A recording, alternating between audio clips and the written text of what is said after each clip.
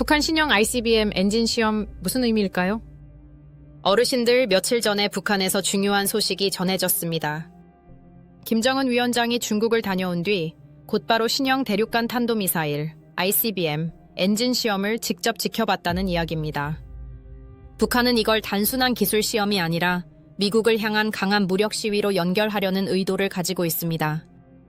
이번에 시험한 엔진은 탄소섬유 복합 재료를 이용해서 만든 고체 연료 발동기입니다.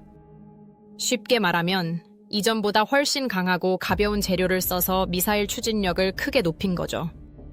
북한이 발표한 수치를 보면 이 엔진의 힘이 약 2급 1톤을 들어 올릴 수 있을 정도라고 합니다. 3년 전 비슷한 실험에서 140톤 수준이었으니 불과 몇 년 만에 40%나 강해졌다는 주장입니다. 추진력이 이렇게 강해지면 미사일이 더 멀리 날아갈 수 있고 동시에 여러 개의 탄두를 싣는 것도 가능해집니다. 즉, 미국 본토까지 위협할 수 있는 능력을 갖추게 되는 셈이죠. 왜 하필 지금일까요? 김 위원장은 중국 방문 직전에 이미 탄소섬유 재료 공장을 둘러봤습니다.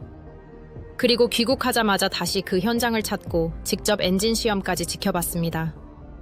이건 우연이 아니라 중국과 발맞춰 미국을 압박하려는 계산된 행보로 보입니다.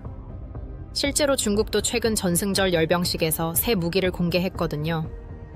북한은 여기에 맞춰 자기들도 우리도 미국을 위협할 힘이 있다는 걸 보여주려는 겁니다. 앞으로 어떻게 될까요? 전문가들 말에 따르면 북한은 오는 10월 10일 노동당 창건 80주년 열병식에서 이번 신형 ICBM, 즉 화성 20형을 공개할 가능성이 있습니다. 그리고 통상적으로 북한은 이런 엔진 시험을 마치면 4개월 안에 실제 미사일 발사를 해왔기 때문에 올해 안에 시험 발사도 강행할 수 있다는 전망이 큽니다. 특히 내년 1월에는 북한이 큰 당대회를 열 예정인데 거기서 우리가 핵 보유국이다 라는 걸 과시하기 위한 축포 역할로 신형 ICBM을 쏠 수도 있다는 관측도 있습니다. 중국의 역할은? 흥미로운 건 북한이 노동신문 한 면에 이번 엔진 시험 장면과 함께 시진핑 중국 국가주석이 보낸 축전을 나란히 실었다는 점입니다. 북한이 중국과의 밀접한 관계를 강조한 것이죠. 전문가들은 중국이 직접적으로 도와주지는 않더라도 적어도 묵인하거나 눈 감아주는 분위기 속에서 북한이 이런 강한 행동을 하고 있다고 봅니다.